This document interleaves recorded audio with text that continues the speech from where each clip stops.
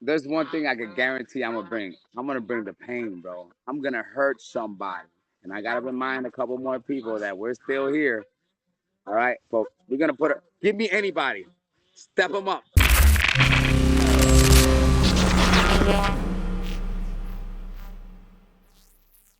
What's up, fight fans? Chris here, Combat Loop MMA. Today, I have one of these guests that has been around the game. This man knows the games inside and out. He just cornered Juggernaut for that huge fight. This is Yeah, Elvin Bandido. What's up, dude? bro. I was supposed to fight on that card, and me and Lorenzo were so excited about fighting on that card. We've been doing a whole bunch of drills together because I wasn't gonna be able to coach him. But my fight got canceled like the Friday before, so I didn't waste 6 weeks, but it was a lot of hard work, and I'm hoping that I get put right back on. Hopefully, we finally had found somebody that was willing, a willing tribute that was going to be good for me, and higher powers had decided that it's better that he's reserved for a different altar. So I'm just gonna do my thing here, stay ready.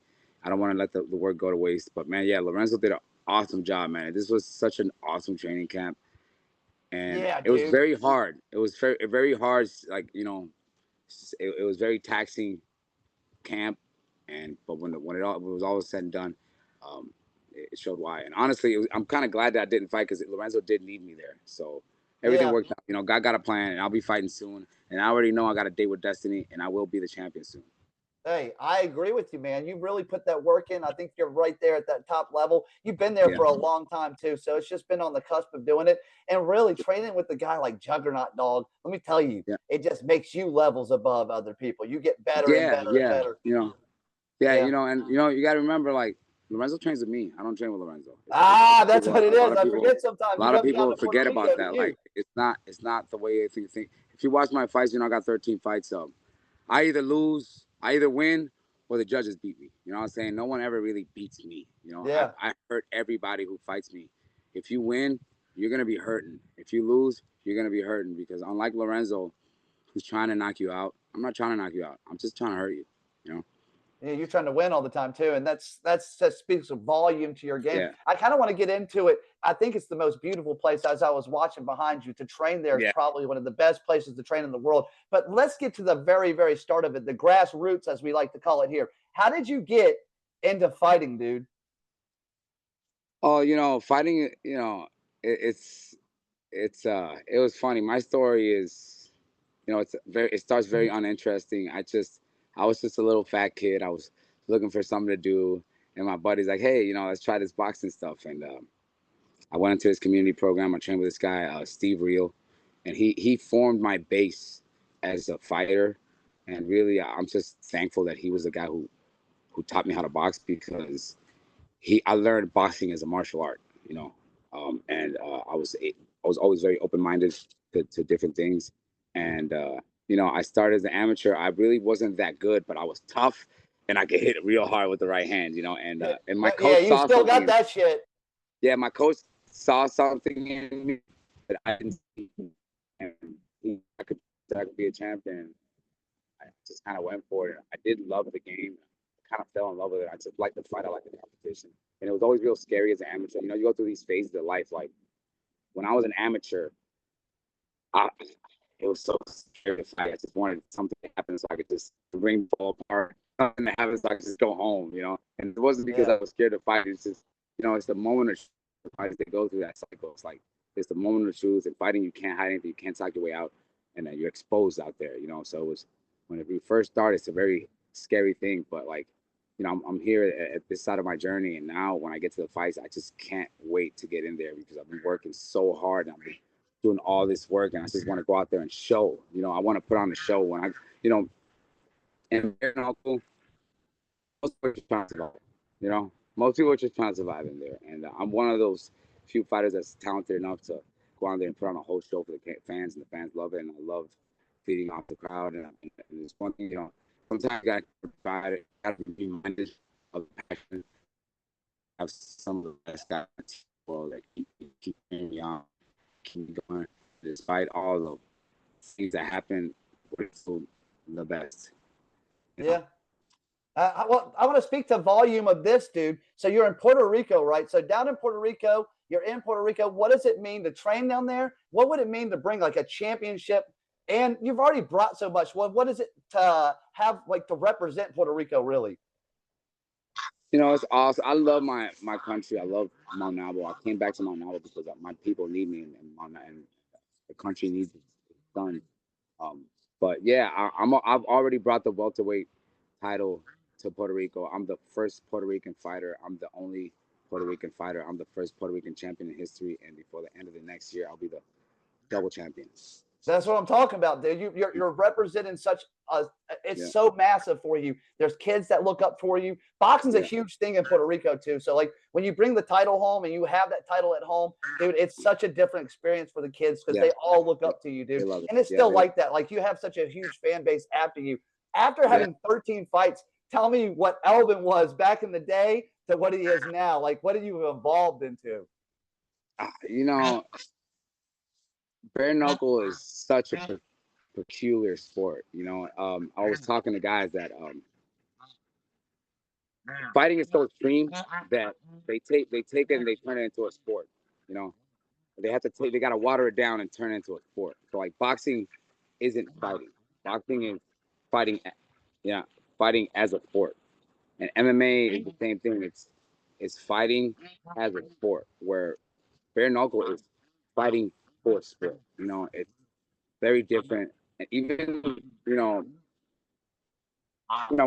it's so scary at first, and everybody's so scary at first by the bare-knuckle is so different than everything else. And you don't really realize it until you're there. You're like, holy shit.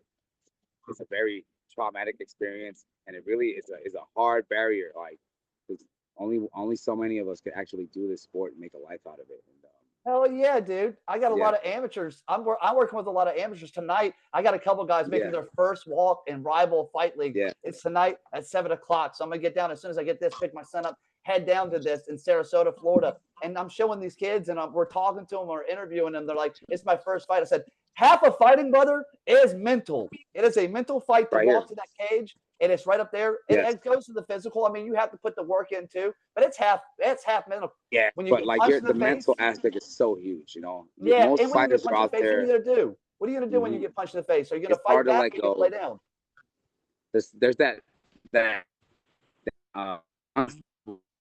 response to violence. Like, you have to be a master, you know. And some people just can't hack, but some of us are just made for it, you know. And I love this. I've been here for a long time. Even though I have 13 fights. You're known for the BKFC, and the BKFC is one of the toughest, grittiest fighters that there is. Where did that toughness come from? Did you just have that, or is it something that you've had to kind of shape into yourself? You know, honestly speaking, bare knuckle is such a different sport than everything else. It's like every fight is traumatic, you know, and from my experience and from every champion that I know personally has had some sort of traumatic experience, has some sort of personal trauma that they've overcome. They're conquerors. You know, when you go through the kind of trauma that we have been through, you become a victim or you become a conqueror. And that's the kind of people that could be champions in the sport. People who actually real their shit, and they're facing this, and bare knuckle. This is something before, something something that we've overcome before. It's these traumatic experiences. So these champions are all gritty, and they're all here for this game, and they've all been. This isn't man sports. This is for people who've already been cultivated and warriors and conquered already at a personal level. You have to be able to do that. If you've conquered at a personal level, then you can be a champion in bare knuckle. Bare knuckle it's a thing of its own, man. It's its own monster. And it has to be respected. Dude, it's the fastest growing sport in the world, bro. Yeah. If you don't respect the sport, man, you'll get hurt really, really, really bad. You know, you don't get maimed in boxing. You don't get, you know what I'm saying? Like, you might die in boxing. I think you're gonna die in boxing, dude. I think boxing's rougher than BKFC. You see, boxing you can die. You can die. You can definitely die. Boxing is definitely more dangerous because you can die in boxing, but you don't get maimed in boxing. You know what I'm saying? Not the cuts. Not the cuts.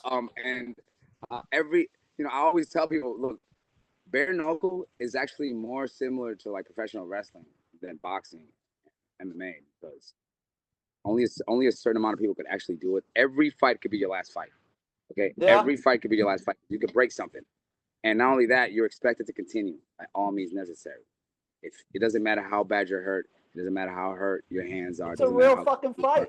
Hey, let's you're talk. expected to It's a continue, real or fight. the crowd is gonna start booing you. You Yeah. know, they This is don't a care. real ass fight Uh, that you're fighting. BKFC, they like I've trained don't care. MMA, I've trained taekwondo, wrestling, jujitsu. I ain't getting in there with you, dude. It's just one of the things. Like me and you, bare knuckling. Yeah, We'll I got throw boxing a gloves on, and crown me and you belt. will spar all day. Yeah, yeah, I got a Hey, brown dude, what? belt. Tell me something. What motivates you to keep going though? You've been at the top of the top. Like, what motivates you to keep going? Do you think that it's just that you want to be the best, and that's the competitive edge that you have inside your brain? Well, we all have our journey here, and this is something that I was explaining. Like, after 7 years of fighting, I can barely string a sentence. You know, that's how ruthless this game is in fighting. I've known people that they could barely talk after 7 years of fighting. Oh, I do too. I've been fighting for 24 years.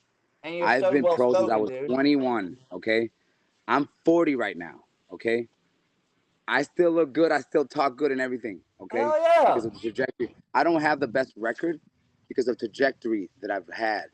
I have been fucked over and screwed over and looked over and passed over and sunken so low in the hole that you would think I will never get out. But I always come back Come because back you better, can't deny stronger. me. You can't play me. You can't screw me over. I am that good. It doesn't matter how much you bury me with your bullshit decisions. I am that good that I'll still be here 24 years later looking pretty and fighting like nothing happened and still at the top. You're inevitable, my friend. You're You can't inevitable, stop me. just like Thanos. I'm here to do my work, and I'm not done till I'm done. I'm already doing a whole bunch of great work that and Yeah. we're and I'm not even trying to be arrogant, but like this isn't just for me. Doing God's work, I'm playing my role as I know. 4 years, I Yeah. talk this well, still look this, because I'm here Well, for a let me tell reason. you. I'll tell you. Part of it is that Puerto Rican water down there. I think that's going to make you look young because I'm 41 years old, and it's something maybe the Florida or the just You look down good. here, whatever's going on. Yeah, yeah. I don't know what it is, But I but hey, spend more dude, years this is one of my fighting. favorite parts of the. This is one of my favorite parts, dude, is to be able to give back to whatever people have helped you get to where you've been at. Sponsorships, everybody that's helped you, you're more than welcome to give back. It's one of our favorite times. Yeah, no, bro. Like the things that I have, you can't buy them. You know what I'm saying? You can't buy the things that I have, and the things that I want, there's no price to them. I'm not a money's not my god. That's not my priority. There's things that there's other forms of currency. Yes, sir. And I know what I want. I'm a flawed man, but I'm a man with conviction, and I know exactly what I'm trying to do. And I've been stifled. I've been held back. I've been stopped, but I keep going. Never stop. They try to stop me, and I start inching, and now I'm running again. I'm running again, and I already know that I have a date with destiny. It doesn't matter who they put against me next. They could put the champion against me. It doesn't matter who they put against me. They're gonna get their ass kicked because I have a date with destiny, and I will be the champion one more time before it's all No, over. I think so too. I think so too. I think your supreme confidence is huge inside you. Hey, I'm going to get to one of my favorite parts inside here. It's going to be, and it's not always my favorite part because I got to go against guys like you, but we do this thing called the pretender versus the contender. I step in the ring, I give you a little spar, me being a pretender and you being a real contender, a real champion. I would love to spar with you one day. What do you think? I'm down. I spar with all types of people, man. I love sparring, and Yeah. even though people tell me, "Hey, stop sparring so much," we try to spar at least twice a week, and we try to have at least one hard sparring day. And me and Lorenzo could never go easy. Me and Lorenzo always go hard. The whole gym stops when me and Lorenzo go. But that's just us. We're at that level. Not everybody could do that, but like I'm always willing to spar with anybody. Hey, guess what? I will not be doing the hard spar day, so you can No. count But me out for that it's day. for Hey, me, it's listen, easy. you I'm might easy to work with. want to once I get going with you. You might see these Yeah. fans and be like, all right, Honestly, hey, like I never complain. I'll never tell you slow down. I'll never tell you that. When you hit me, that's the waiver. You hit yes, me a sir. little bit harder, that's the waiver. Yeah, You try to hurt me, now I'm gonna try to hurt you now. You know I know the rule. that Hey, listen, I know the rules of but you'll engagement when I'm never hear fighting. me complain. You know? Yeah, I've been Yeah, beat up. I Hey, never, listen, I've been you'll beat up never and hear me humbled too complain. I love much. doing this. Yeah. I love it too, dude. Yeah, You don't see me around it. You I know, love it. I love this. BKFC, it's an awesome organization. They yeah, provide me a lot of cool things to yeah, do, and it's been great. Well, yeah. hey, And I we've want you all to been. tell the fans. I want you to tell the fans before we get out of here. I want you to tell the fans what Elvin's going to be bringing to the table come your next fight. I know we're ready for you, dog. We're ready to see you get back on that table, get back on the top, and get that belt. So tell us what you have coming for us. Man, you know, there's one thing I can guarantee I'm gonna bring. I'm gonna bring the pain, bro. I'm gonna hurt somebody, and I gotta remind a couple more people that we're still here. All right, but we're gonna give me anybody, step them up, bring them in. I'm gonna chew them up, spit them up. I'm ready for the tournament to be done. I got a date with destiny. I know you do, dude, and I'm so excited for you, dude. I'm excited to see you. Hopefully, I'll see you December 5th down in Miami. I'll be down in Miami. I'll be there. We run into each other. I'll be there. Hey, I'll be there. I'm definitely excited to see you, bro. I'm gonna bring my gloves. I'm gonna bring my mouthpiece. Hey, don't worry, bro. Me. Every time we meet, me and Chris Lytle, we always spar. So you gotta jump in there with us. Hey, listen, I'm supposed to go in. I gotta go to Edgar Palazzo's gym when I'm down there too. I gotta do some rounds. Just give me a holler. I'm gonna be getting some rounds, brother. I'm gonna be getting some rounds when I come down there. I'm only gonna be there for one day. I'm gonna be there just for the fights, and I'll leave the next day. But I'm gonna try to get there early, so I'll have a little bit of time to work. I'll be there from the 3rd to the 6th. I have a beach house. Yeah, I got a beach house rented, so you can come out to the beach house. So I'll be doing media. Come out here. We'll get you some interviews. We'll get you in the media. You're on vacation. We'll get you hooked the fuck up.